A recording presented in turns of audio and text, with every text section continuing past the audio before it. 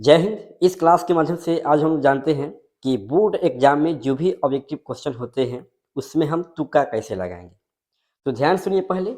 देखिए इसमें क्या है कि तुक्का कब लगाया जाता है कि जब हम कोई क्वेश्चन नहीं पढ़े होते हैं, उसके बारे में कुछ जानकारी नहीं होता है, वहाँ पे तुक्का लगाया जाता है।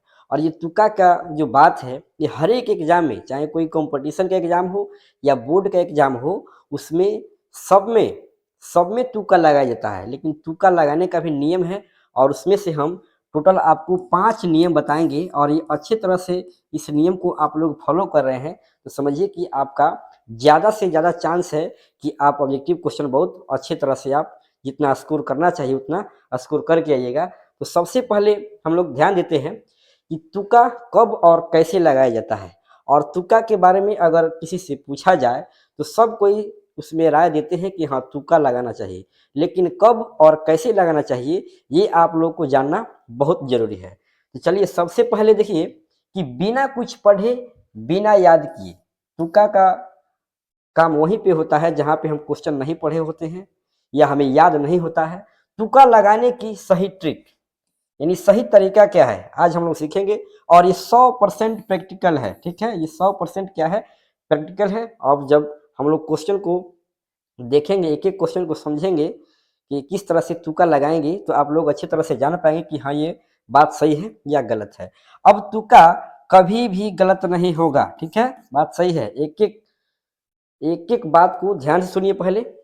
देखिए सबसे पहले हम लोग देखते हैं कि तुक्का के बारे में बड़े बड़े शिक्षकों लोग का क्या राय है, यानी बड़े बड़े जो शिक्षकगण है वो तुक्का के बारे में क्या बताते हैं। ध्यान सुनिए पहले। सबसे पहले हम विकास देवकीर्ति सर को सुन लेते हैं कि उनका राय तुक्का के बारे में क्या है, वो तुक्का के बारे में क्या बता रहे हैं। ध्यान सुनिए आप लोग। वैज्ञानिक तरीके से तुक्के लगाते हैं। देखिए आपके तुक्के बाकियों के तुक्कों की तुलना में कितने कम गलत होते हैं, ये पूरा विज्ञान है इसके पीछे।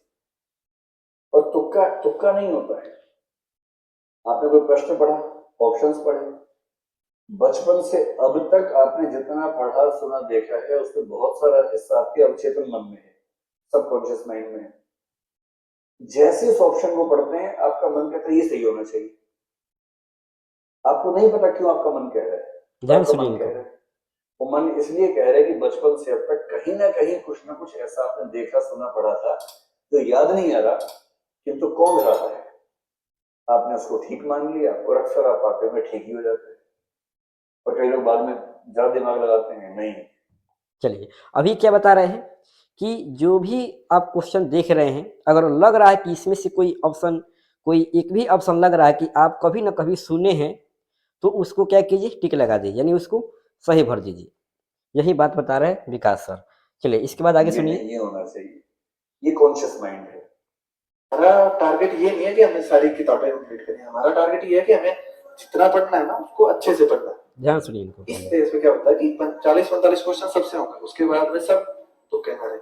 देखिए ये बहुत सारे क्वेश्चन में ये भी जो है, ये भी जो आईएएस के तैयारी करते हैं वैसे जो क्या है वो स्टूडेंट हैं जो तुक्का के बारे में बता रहे हैं कि लगभग सब कोई उसमें भी तुक्का लगाते हैं। चलिए इसके बाद ये जो सुपर कोचिंग के सर है उनसे सुनिए पहले ये क्या कह रहे हैं। होता है कि आपने क्वेश्चन देखा, आपको देखते ही आपका दिमाग ये कह देगा कि इसका बी आंसर है, तो फिर डरना नहीं लगाना उसको, क्योंकि वो होगा, मोस्ट प्रोबेबली वो होगा। और गलत हो गया तो हो गया, हम क्या कर सकते हैं। If you are not taking the risk you are already out of the race, तो उसके बिना होगा भी नहीं काम। एंड गोल क्या है, मार्क्स लाना है। मार्क्स मैक्सिमम आने चाहिए। अब चाहे आप पेपर 1 में लाओ, 2 में लाओ, इंटरव्यू में लाओ।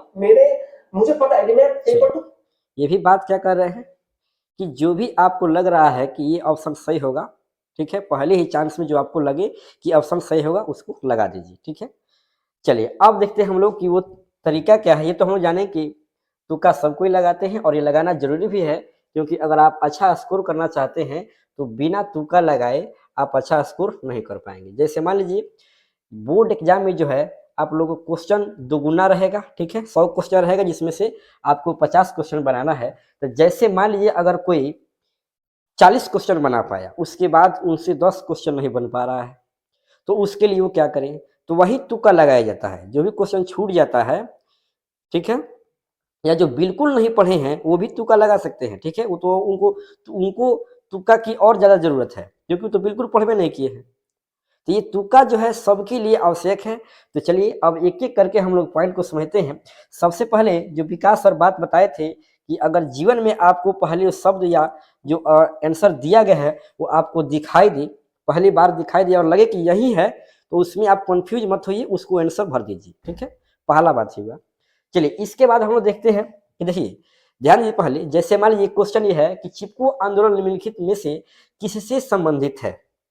अब मान लीजिए बाई चांस आप सुने हैं या पढ़े हैं लेकिन उतना कन्फर्म नहीं है, लेकिन आपको पहली नज़र में पता चला कि हाँ ये आंसर यही होगा, तो उसको तुरंत लगा दीजिए। ठीक है, यही बात सर बता रहे थे विकास सर। जैसे मान लीजिए यहाँ पे क्वेश्चन है कि चिपको आंदोलन निम्नलिखित में से किससे संबंधित है। पेड़ काटने के विरोध से, आर्थिक शोषण की मुक्ति से, शराबखोरी के विरुद्ध आवाज से, या कांग्रेस पार्टी के विरोध से। तो पेड़ के काटने के विरोध से, ये तो आप लोग अगर पढ़े होंगे तभी आप लोग को मालूम होगा ये क्या है जी, पेड़ काटने के विरोध से। और ये पहली नज़र में आपके दिमाग में आएगा, हाँ ये कहीं ना कहीं जरूर सुने हैं, क्योंकि जैसे मान लीजिए अगर आप स्कूल में या कोचिंग ट्यूशन में कहीं भी पढ़े होंगे, एको बार सुने होंगे, तो आपके वो समझिए कि माइंड में होगा, जरूर होगा कि ये ऑप्शन कहीं ना कहीं हम देखे सुने जरूर है। ठीक है, तो इसलिए आप ऐसे अगर आंसर मिले तो आप तुरंत उसको भर दीजिए।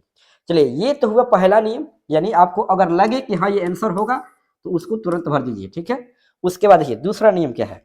दूसरा देखिए, जैसे मान लीजिए यहाँ पे जो है क्वेश्चन है कि मुद्रा के प्रमुख कार्य हैं।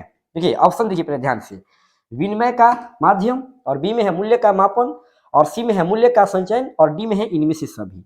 आपको जब भी इनमें से सभी दिखाई दे, आंख मूंद के वही आंसर कीजिएगा। ठीक है, इनमें से सभी समझिए कि इसमें 90% चांस है, 90%, कहीं कहीं ऐसा होता है कि इनमें से सभी नहीं होता है। अधिकांश चांस होता है कि इनमें से सभी या उपरोक्त सभी, दोनों का अर्थ एक ही होता है। उपरोक्त मतलब ऊपर जो दिया गया आंसर वो सब क्या है, सही है। तो देखिए इन दोनों में ऑप्शन जो क्या है, डी है, डी बिल्कुल सही है। यानी आपको अगर ऑप्शन में दिखाई दे इनमें से सभी या उपरोक्त सभी, तो आंख मूंद के आप आंसर निश्चिंत होकर आंसर लगा सकते हैं। ठीक है, ये दूसरा नियम हमारा हुआ। चलिए इसके बाद तीसरा नियम देखिए। देखिए इसमें जो क्वेश्चन था क्या था कि पूंजीपति वर्ग के द्वारा किस वर्ग का शोषण हुआ। तो इसमें उपरोक्त सभी यानी श्रमिक वर्ग का भी हुआ है, मध्यम वर्ग का भी हुआ है, और कृषक वर्ग का भी हुआ है। ठीक है, इसके बाद देखिए तीसरा नियम क्या है, आर्थिक विकास संबंधित। ठीक है, जब भी आपको दिखाई दे ए और बी दोनों, ए और बी दोनों, तो समझिए कि आंसर आपका वही होगा। ठीक है, ये तीसरा नियम है, तीसरा। ठीक है, ट्रिक का ये तीसरा नियम है कि जब भी दिखाई दे ए और बी दोनों, तो समझिए कि 100% चांस है कि क्वेश्चन, उस क्वेश्चन का आंसर ए और बी दोनों यानी ऑप्शन जो सी में दिया हुआ रहता है वही आंसर बनेगा। ठीक है, देखिए इसमें है क्वेश्चन कि आर्थिक विकास संबंधित है परिमाणात्मक परिवर्तन से, गुणात्मक परिवर्तन से, ए और बी दोनों, इनमें से कोई नहीं। तो इसमें ऑप्शन क्या होगा, ऑप्शन सी बिल्कुल राइट आंसर होगा, ए और बी दोनों। ये तो हुआ हमारा तीसरा नियम। और देखिए चौथा में क्या है, चौथा में है कि भारत में खिलाफत आंदोलन शुरू हुआ। याद है तो ठीक है, नहीं याद है तो हम क्या कर रहे हैं, तुक्का लगा रहे हैं। और ध्यान दीजिए इसमें जो है, इसमें अगर ऑप्शन जो है ईस्वी में मिले या संख्या में मिले, ज्यादातर अगर ये ट्रिक अपनाना है ईस्वी वाला में, तो ईस्वी वाला में क्या करना है कि सबसे बड़ी जो ईस्वी दिया गया हो और सबसे छोटी, उन्हीं दोनों में से कोई एक आंसर सही होगा। ठीक है, ज्यादा चांस यही होता है। तो वो आप लोग ध्यान दीजिएगा, अगर थोड़ा भी आप लोग का अगर कॉन्शियस माइंड जो है, अगर ए को यानी इसमें जो है कि छोटी संख्या को अगर बता रहा है, छोटा जो क्या है ईस्वी है उसको बता रहा है, तो उसको आप लगाइए, या बड़ा को बता रहा है तो बड़ा को लगाइए। ठीक है, तो इसमें क्वेश्चन है कि भारत में खिलाफत आंदोलन शुरू हुआ। इसमें सबसे जो कम ईस्वी वाला कौन है, इसमें 1920, फिर 1922, यहाँ पे 24, और यहाँ पे क्या है 26। तो सबसे अधिक वाला ये है और सबसे कम वाला ये है। ठीक है, तो इसमें ऑप्शन ए बिल्कुल राइट आंसर होगा, ऑप्शन ए। ठीक है, तो इस तरह से आप टोटल 5 ट्रिक अपनाएंगे तो समझिए कि बोर्ड एग्जाम में या किसी भी एग्जाम में आप ऑब्जेक्टिव को अच्छा से अच्छा आंसर सही कर पाएंगे। देखिए यहाँ पे क्वेश्चन है कि किसी देश की सीमा, यहाँ पे रहेगा किस देश की सीमा बिहार से जुड़ी है, किस देश की सीमा बिहार से जुड़ी है। देखिए हम लोग 4 नियम देख लिए, ये 5वां है। देखिए इसमें क्या है, कुछ क्वेश्चन का आंसर ऐसा होता है कि आप लोगों को पता होगा कि ये तो निश्चित है कि नहीं होगा, यानी उसमें से हम छांटना शुरू करते हैं। क्या करते हैं? छांटना शुरू करते हैं। यानी जैसे मान लीजिए आपको पता है कि मान लीजिए ये जो क्या है कि बांग्लादेश है, ये बांग्लादेश जो है क्या कर रहा है कि किस देश की सीमा बिहार से जुड़ी है, ये बिहार से बांग्लादेश बिल्कुल नहीं जुड़ा है, ठीक है। और देखिए ये भूटान ये भी नहीं जुड़ा है। अब आपको मान लीजिए दो कन्फर्म है कि ये तो बिल्कुल नहीं होगा, ये तो बिल्कुल नहीं होगा।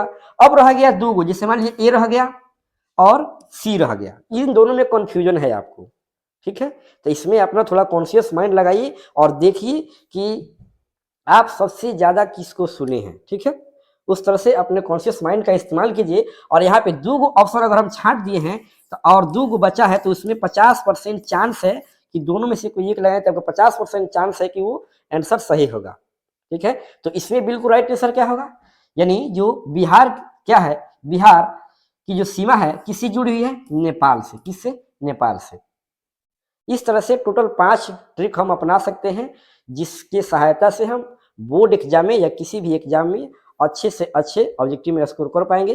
तो इस क्लास में टोटल हम लोग 5 ट्रिक देखे, जो समझिए कि जो तुक्का लगाने का बेहतर ट्रिक है। तो क्लास में लास्ट तक इतना ही, चलते हैं, फिर मिलते हैं अगले क्लास में।